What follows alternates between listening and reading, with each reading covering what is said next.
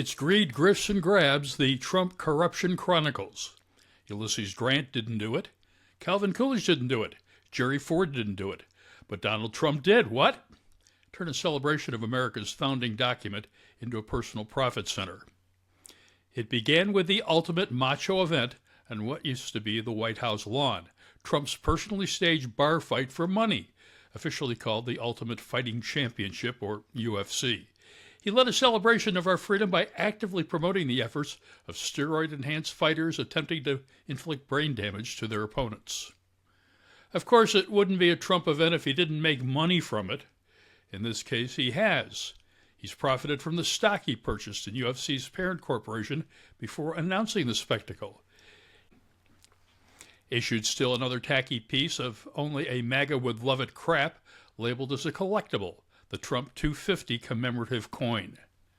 The price for the coins ranges from $250 to as high as $12,000. Oh my God! He sold sponsorship packages for the night at a reported $1 million, with the Trump organization no doubt getting a percentage of that. And you are helping subsidize the whole scam. The National Park Service lawyers stated in court that taxpayers have spent $60 million plus in preparation for the night, plus thousands of hours of staff time. It was part of their legal argument in a lawsuit attempting to cancel the event. Trump apologists in the White House say there is lots of precedent for sponsoring sports events at the White House, tennis matches, putting competitions, volleyball, t-ball, basketball among them. But none of them until now were monetized by the President of the United States. Tickets for Sunday's circus were controlled by the White House. You can be sure that big donors of Trump's political and business accounts were first in line to get those tickets. There's another grift that's been uncovered by KFF Health News, formerly known as the Kaiser Family Foundation. KFF reports that Trump, who once declared he had saved flavored vapes, grew his stock holdings this year to as much as $1.64 million in tobacco giant Philip Morris. He also had holdings in Altria and a third leading tobacco company, although an apparent discrepancy in his disclosures clouds the extent of those investments. On top of his personal stake in the industry, tobacco interests donated $6 million to MAGA Inc. in 2025. That's the super PAC that supports the president and supported his inauguration. And on April 30th, a week before FDA guidance provided a critical boost to the industry, Reynolds American dropped an additional $5 million into the super PAC's coffers. The stock trades and political contributions occurred as the Trump administration pursued a broadly pro-tobacco agenda.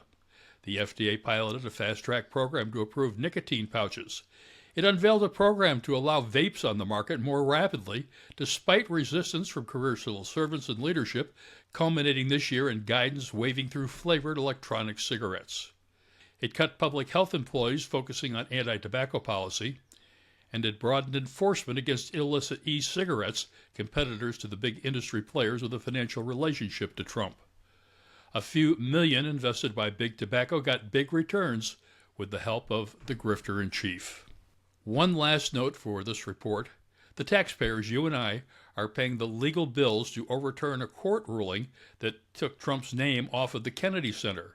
The Department of Justice filed an appeal of the decision at the request of Trump's hand-picked Kennedy Center board.